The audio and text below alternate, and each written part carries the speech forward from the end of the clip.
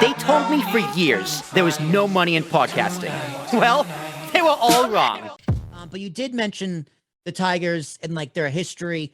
So tell me about the Tigers as an organization, their history, when they were founded, how long they've been around it, some of the biggest successes, failures, curses, if any, et cetera, et cetera, et cetera. So tell me about the team you work for, man.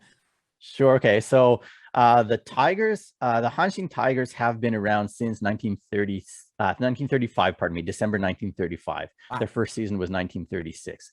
And actually 1936 was the start of professional baseball in Japan. So they've essentially been around since the start. The very first pro team in Japan, at least that is still alive today, would be the Yomiuri Giants, who technically started in 1934. I don't know if you've heard about the Major League Barnstorming Tour that came over in 34 with Babe Ruth and a bunch of other famous names. But they were the team that faced that team. And the reason that they went pro, at least to my understanding, is that until this point, high school and college baseball was hugely popular in Japan. And there was no such thing as professional baseball. And people saw baseball as something that was so pure that you're not supposed to earn money playing it. It's a game. So you play it for the love of the game. You're not playing it for money. And once you're finished with college, well, that's kind of the end of your time playing baseball. Like it's time to move on to adult things. But there was a rule, I guess, put in place, or I forget who exactly set this in place, but they said, you're not allowed to pay the players money to play baseball. But they also said that, you're not allowed to, pardon me, this is what it was. You're not allowed to charge admission to these baseball games because it's not professional baseball. The players are not being paid. The fans or the people in attendance are not allowed to pay. But this barnstorming tour, which involves some great names, including Babe Ruth, Lou Gehrig, Jimmy Fox, and others, cost Mr. Shoriki, who is the owner of the Yomiuri Giants, or the owner of Yomiuri newspaper, cost him so much money that he had to find a way to compensate that. And the way to do that was to charge admission to the games. But the only way to do that was to say that he had a professional baseball team, because if they were an amateur team, they weren't allowed to charge admission. And so they became the very first professional baseball team in Japan. The very next year, 1935, they actually did a tour of America. And it was during that time that a couple other teams were formed. So I totally sidetracked there. I'm sorry. I was supposed to talk about the Tigers. I ended up talking about the Giants. No, that's awesome. You just gave me a history lesson of baseball in Japan, because I was, baseball's America's pastime. That's what it's known as, but it's huge in Japan. So no, that's totally relevant to the history of the Tigers, because in the 30s, that's how baseball. That was the prologue to my question. So Tigers, founded in 1935, were they a success right off the bat? Like, what's their championship history like? Let me I asked through a lot, actually. Let me specify. Like, how many championships they won? Are they a successful team? Like, if you can compare them historically to a baseball team, an American team, who they most compare to?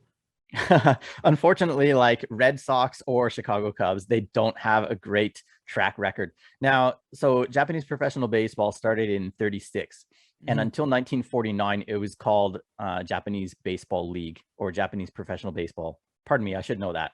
And then in 1950, it became NPB, which it is right now, two-league sport, Pacific League, Central League. So from 1936 through 1949, there were anywhere between 8 and 10 teams, I believe. And Hanshin was actually pretty successful during that time. But what happened was in 1950, when they split into two leagues, one of the main proponents of that was a guy named, his English name, I guess, was Henry Wakabayashi, Hawaiian-born, Japanese ancestry. And he was part of the Hanshin Tigers. Well, he really strongly believed in the two-league system. He said, if you want baseball to grow, you need two leagues. You need to have like a World Series type of finale to the season.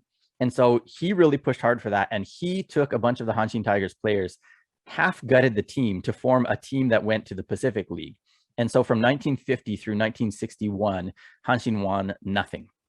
It just took a long time to rebuild. They won the Central League in 62 and 64. Then they went on a 21-year drought. They won the whole thing in 1985. That includes the Japan Series. They have not won the Japan Series since 1985, and they've only won the Central League twice since then, in 03 and 05. Hey, man, not every team can be the Yankees. No, that would be the Giants' role in Japan. The Yomiuri Giants are the Yankees of Japan. Everybody knows that. Well, how's the fan base like? Because you're comparing them to the Sox and the Cubs, which, hey, like I'm a Yankee fan, but I give respect to the Red Sox as being one of the original baseball teams ever, along with the Cubs and the Reds. So, but that has a dedicated fan base. How dedicated is the fan base of the Tigers?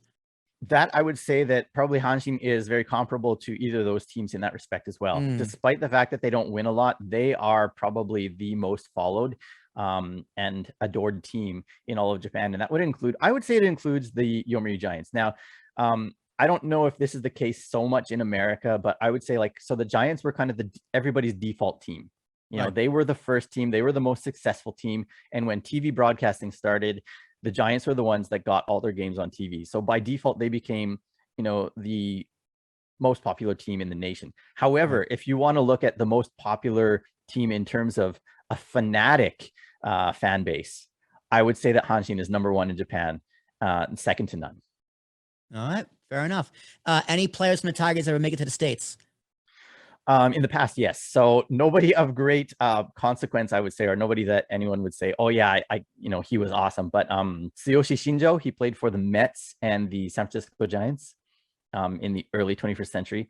And then Kei Igawa, who played for your Yankees. I know Kei Igawa. Yep. Yeah. I remember him. He didn't do too well, but I remember him. No, he sure didn't. And then there've been a couple of others. Kyuji Fujikawa, who played for the Cubs and then a little bit with the Rangers before he came back to Hanshin. Those are kind of the main three, I think. That there was also a guy named, Keiichi Yabu, who played for the San Francisco Giants. So those are the four Japanese guys that came from the Tigers into MLB. Hey man, still counts for something, you know. Shout out to Kei Igawa. All right, wherever he is in the world, shout out to Kei Igawa.